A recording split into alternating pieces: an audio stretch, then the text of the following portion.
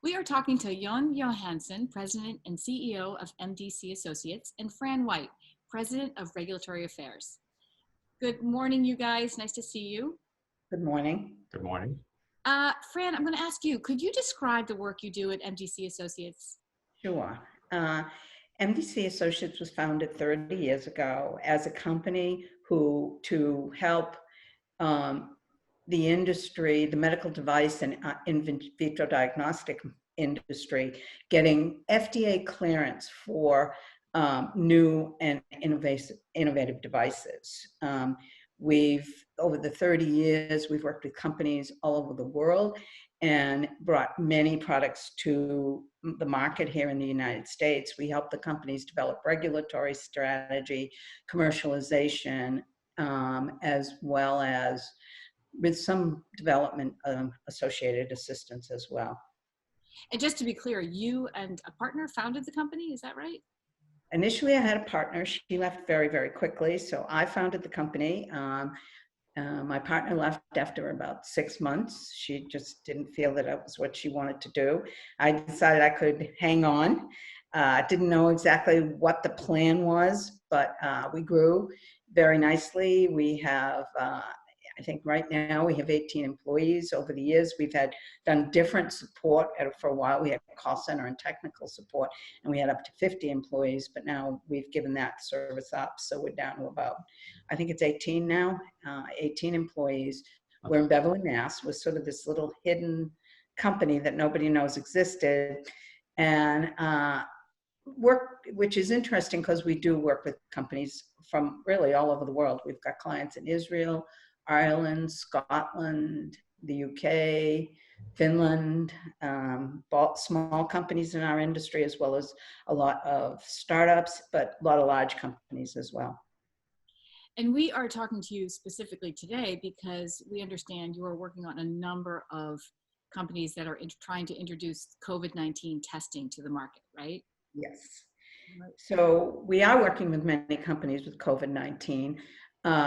And the FDA has a unique process for COVID products. It's called emergency use authorization. And that's why you're seeing products being FDA authorized for use in the United States so quickly, because the process has really been reduced as to what you need. And so we are working with companies with two kinds of products. One of them is molecular products, which are designed to detect live virus.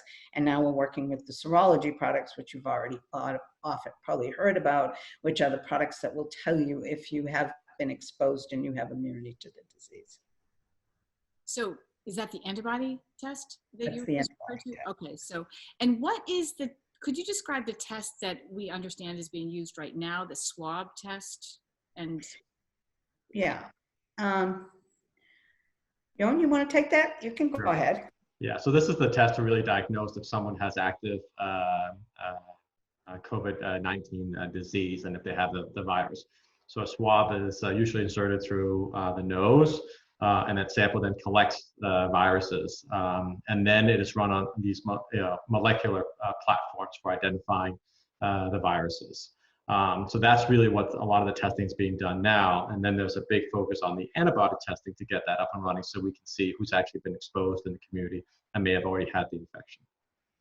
So you're working on both of these sorts of tests. And does one test serve a different purpose than the other? Do you want to describe the difference between the two tests? Sure. So the molecular tests really identify patients who have active infection.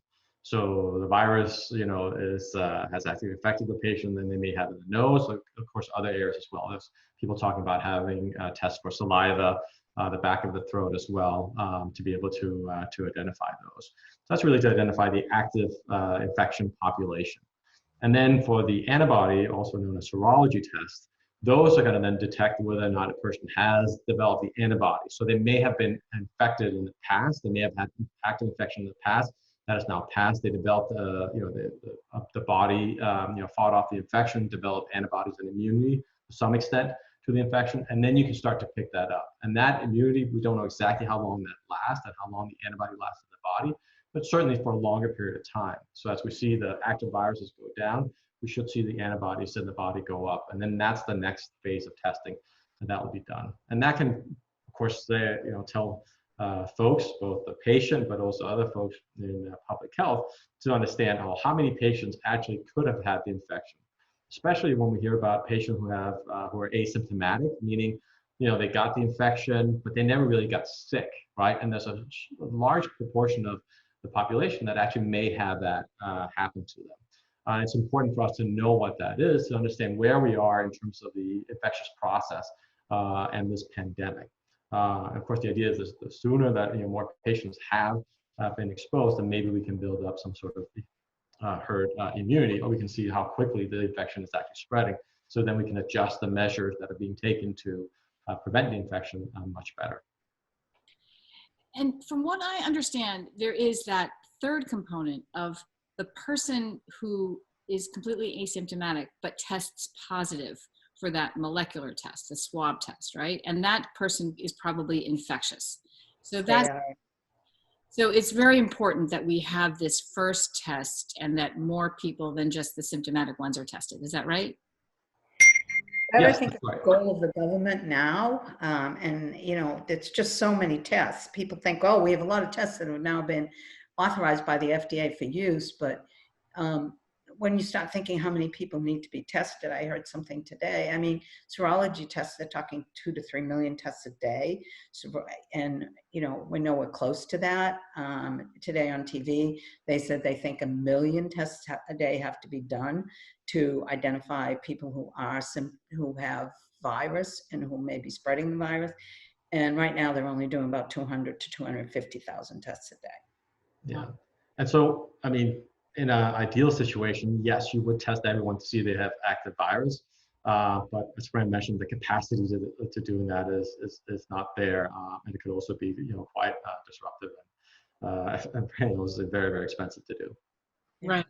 So, and then the last part I want to ask about that is, I understand the testing right now has a 25% false negative. Is that right? That has been reported. Everybody's talking about it. We haven't seen enough data to really confirm that. I mean, obviously the FDA is, I think there's 2 problems and with the tests today. First of all, on most of these tests, if you were developing it for anything else, companies would spend anywhere to minimally a year to develop a new assay. And now they're doing it in months and weeks. And that has its toll on performance. The FDA is not reviewing clinical data. There's not a huge amount of data available.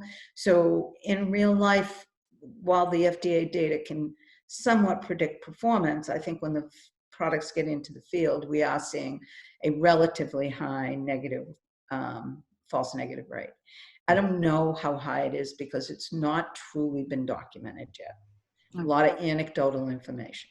Yeah, and the other thing to consider, right, is that so far it's probably some 40 companies or 40 different tests that have received the EUA for molecular, and then there's 100 or more on the serology side that's now on the market. And each of those tests is going to have different performance because they were developed, separately. So some tests might actually have very, very good performance, and we certainly would expect that for high-performing laboratories that are running this. But there can be a test on the molecular side where the performance may not be there because it hasn't been validated appropriately. And that's just the case, in an emergency like this, to get tests out there. They will not get the kind of validation that they normally would. And that's why it's also important that we continue to follow up on those tests to see, how accurate are they? And it's not just getting the test on, now that they're on the market. Okay, let's continue to follow up on all of them to see what the true performance is, and then start to read out and say, okay, these are the ones that are performing well, and the ones that are not probably should come off the market at some point. Mm. So, Joen, what are the biggest challenges you're facing on a daily basis? Is it funding? Is it remote work? Is it a hiccup in the supply chain? So in terms of MDC, I mean, what we do really is consulting work, right? So it's a person who's then helping a company. So we can essentially do that anywhere. So we've been doing this from home for the past 6.5 weeks now. We were actually very early on, even before the state announced the stay-at-home advisory, we actually closed down the office and sent everyone home. And so we've actually been managing through that quite well, except for those of us who have, small children. That's a little bit challenging to be working from home. So actually, in those situations, we've been doing well. So we have not been as challenged. I would say, one thing that Fran didn't mention, but we do have a group that actually does training for these point of care or near patient tests. And some of those are actually for doing COVID-19 testing, but others are for tests that are being performed in new clinics that are being set up to manage these tests. It's not just COVID testing that you need to do. You need to do other type of testing. And that group does that remotely, but they have cameras and all those things. So we had to quickly set that up and adjust that, but that has actually worked out, fairly well. So, in terms of challenges, that's not the biggest challenge, for us in terms of how we work. It's more just, we also run clinical trials for other types of products that Fran mentioned, including for doing antibiotic resistance testing and things that are not part of the EUA, but actually important. And a lot of those have had to stop because the clinics and the laboratories are so focused on COVID-19 testing. And that's been disruptive to what we're doing. And we're trying to figure out how we get that back up and running, because these are important tests to get onto the market as well. Mm. And do you feel as if there's a lot of pressure on you guys to get these products out there? Are you feeling that? Companies that are in a big hurry, all of the companies are in a big hurry because they see the opportunity, they see the challenge, and so it's constantly a hurry to get to the agency and then to interface with the agency, with the FDA. So yeah, and on the training side, which I did not mention, and that Joen brought up, we have been challenged in just because our numbers of trainings have increased. So that's been a pressure as well, because as they set up these field hospitals, a lot of the products we train on have been being placed in these field hospitals. So a lot of effort on us to do additional trainings. Yeah, exactly. And I will also say that, I mean, we understand the challenge that's facing, the country right now, right? And we feel like we have a responsibility, to help out the effort to get these new tests onto the market, right? And so we want to help out as much as possible. But we also have the dilemma that we know that we need to make sure that they're good tests that come out to the market and there's some data behind them. And we have a lot of international clients that they have good tests, they need to get onto the market, but they don't understand the process of doing that in the US. So we have to explain a lot and really hold a lot of people's hands throughout the whole process. And so that means for us, we're trying to really balance getting these products onto the market, but also making sure that we can explain the process and make sure it's done well and effectively. And there's such pressure, as Fran mentioned, that we need to do so many of these tests to really get a handle on the virus. So do you feel that priority is volume or specificity or accuracy in the test, or both? It's probably both, but do you want to talk about a little? Yeah. There's no single company who will ever be able to, in the short term, produce the number of tests that are needed in the market. So there needs to be a lot of tests. When companies call us and they say, oh, I think we're late into the market, they're not late. This isn't going to end quickly. It's going to go on for a long time, and it's going to sort of take a village, because we need as many companies as out there supplying tests as we can possibly get. But we do need to start working to get tests out there that are performing at a higher level, especially when you start talking about serology. Serology is sort of, those companies are very different as far as their level of technology in a lot of cases. So there is a lot of concern, I think, in the market that the serology tests may not perform as well as they should. So I think we're in a hurry, but we would like to know that the tests MDC is helping with at least are meeting a certain level of performance that and are not working at a lower level. And I think we also have been very, as Joen said, very concerned about helping these companies, because not only because they need to get to market, but because there is such a social need. I've had a lot of companies come to us with other products. I had somebody who made space satellites who's now making ventilators. So there's a lot of changes going on, and those people have come to us for regulatory advice as well. You guys are busy. Just to, answer your question again on volume versus, specificity or accuracy. Obviously, in a molecular testing space, it's really about volume. Being able to diagnose active infections, much faster, right? So you can triage this person, okay, yeah, needs to go to the hospital. No, you need to stay home and really self-quarantine, or stay home, but it's negative, so you can be there with your family, right? And most of the molecular tests are actually, I think, performing fairly well. But then I think when it comes to serology, it's really about accuracy, because serology, you can really ramp up production quite significantly fairly quickly, but the performance is not there. It's not going to do any good. You can have as many tests out there, but if you really don't what's going on in the population, you don't trust the results, they're not going to get used, and it's not going to be an effective tool for us. So there, I really think the accuracy has to be much better, and we have to focus on getting the accuracy and weeding out the tests that are good from the tests that are not good. And is it possible for you to explain the challenges of the serology test to us in a couple of sentences? Yeah, I mean, serology tests are really looking for antibodies to the coronavirus, right? But to think about it, there are other viruses out there that could be very similar to the coronavirus. It could also be flu. And so when you're developing tests, you really have to make sure that the specificity and the technology used to get that specificity, right? Saying, okay, this is true coronavirus, or SARS-CoV-2, versus no, this actually might be another coronavirus, or not be a virus outside of the coronavirus family. The development of that may have been so rushed that you really don't have that.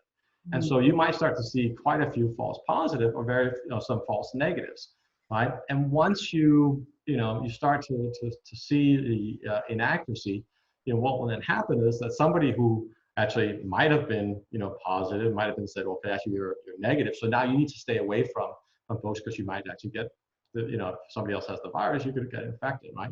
Or if it's a false positive, someone might say, well, I've had it, I should have some immunity, now I can go out into the community. But when they do that, they get infected, and now they start to infect other people because they actually didn't have it. So if you don't have good accuracy there, you really won't know how do we open up the communities, and who can interact with whom, and how all that works. You really need to have accuracy to be able to trust the results. Now, they won't be 100% perfect, right? And there can be some slippage of some people getting out, but if it's to an extent where you're really mixing population that shouldn't be mixing, then all your efforts of trying to safely open up the economy is going to be for naught, and then we're going to go back to a situation where we're going to have to close things down. So that's why the testing and the accuracy of the testing becomes so important. And I'm going to bring up something else I've heard anecdotally, and perhaps you can resolve this. I've heard that the virus is already mutating. Yeah, there's been discussion about that, but I have also heard recently that they don't believe this virus is mutating as fast, and the tests that have been developed are still targeting the genetic makeup of this virus. So I think right now we're safe. Some of the viruses also are measuring 2 or 3 different strains of the COVID-19 virus. So that helps with sensitivity and specificity. And so, yes, it will mutate. All of these viruses mutate, but maybe, I don't know if I have enough scientific proof of this, but I think when we look at opening the economy and the problems we're having now, mutation isn't our biggest problem. Yeah. I think it's the fact that this is a much more contagious virus than we've seen. It's much more contagious than the flu. It spreads faster. Those are the challenges we've had. Yeah. So, but I think you bring up a good point in terms of there has to be a lot of monitoring too, right? So I mean, we talk a lot about, okay, there's molecular testing to identify patients who are active infection, antibody testing to identify patients who have been exposed or might have been infected. But there's a lot of other efforts, especially sort of in the testing, or not to say the active diagnostic testing, but that has to be done, which is you're taking out samples from patients who have been infected and doing, let's say, you sequence those viruses, right? And you start to compare, okay, what are we seeing on the in the Northeast and Los Angeles, there's in different places just to understand, is it the same, has anything changed in this virus? And we have to do that over time, just to make sure that we keep track of it, to understand, are there any mutations? Are there any changes that might happen, right? And the other thing to think about is that this is going to be with us for a while. So at some point we might see additional folks coming from outside or other countries, and then there could be reinfection. Maybe there's some new strains out there as well that just needs to be monitored. So there definitely has to be a lot of monitoring of this virus over time with different types of tests to understand how it's evolving and how the pandemic is evolving. So, Joen, are you seeing any, I know we're in the embryonic stages of this, but are you seeing any encouraging signs at all? Are we still facing the mountain in front of us and rolling up our sleeves? Are we still in that stage? Well, I think, isn't it, as Winston Churchill said, we're at the end of the beginning. So, yeah, I mean, I think the encouraging thing is that a lot of the public health efforts of the stay-at-home advisories and those things actually show that, when we do that and people are participating in it, you can flatten the curve, right? And you can get the curve to, go down and then get to a manageable level. And I think from a lot of us in the diagnostic space, what we see is that the focus on the diagnostics and actually being able to bring this up fairly quickly, given the scope of it, is actually very encouraging, because that will help us, longer term manage this pandemic, but also actually manage other things that could come, right? We were talking about the flu season. Well, if we have better testing for flu as part of this, as more capacity, well then, that will help us, to manage that as well. And then there are other types of infections. So just having that capacity is actually going to improve public health overall. There's still, quite a ways to go on this pandemic, but I think the effort that's being put behind and the focus on it is going to do a lot of good to, to manage it and also to improve public health long term for this country. That's very interesting. We're running high number positivity rate, and so if you look across the state, I think on average we're running about 17 to 18% positivity rate from the testing we're doing.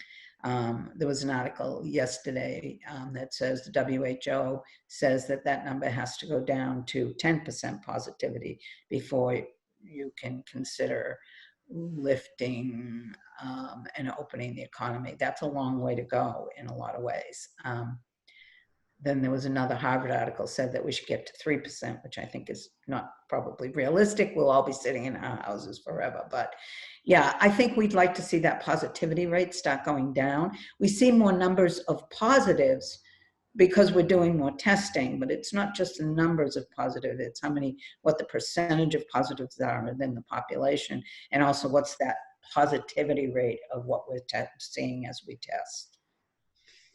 And right now, I think it's about 17%.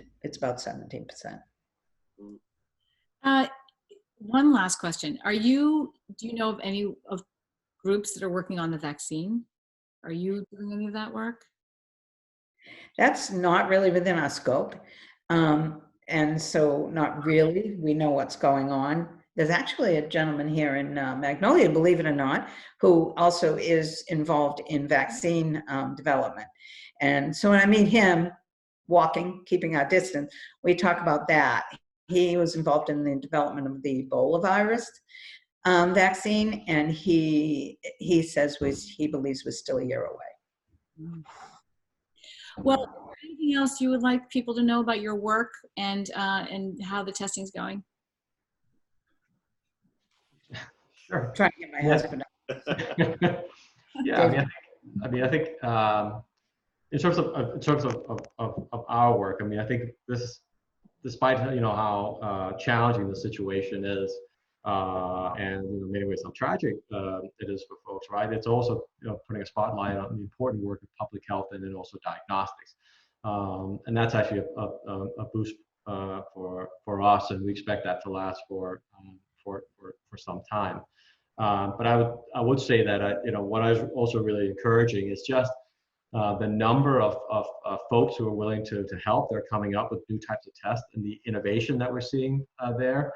And folks are coming up with new ideas. I think that again, it's going to benefit us, for quite some time. And we're really quite encouraged to see all those folks bring their technologies and try to bring their technologies to the market. And for us, it's about how we help them, really the innovators here, get those products in, because then that's going to have an impact and be positive for our community as well. Well, thank you so much for explaining all of this to us and for doing the work you're doing. It's great to hear. And right in Beverly, even better. Great. Yeah. Thank you for hosting us. Appreciate it. Thank you. We're happy to. Be well. Well, take care.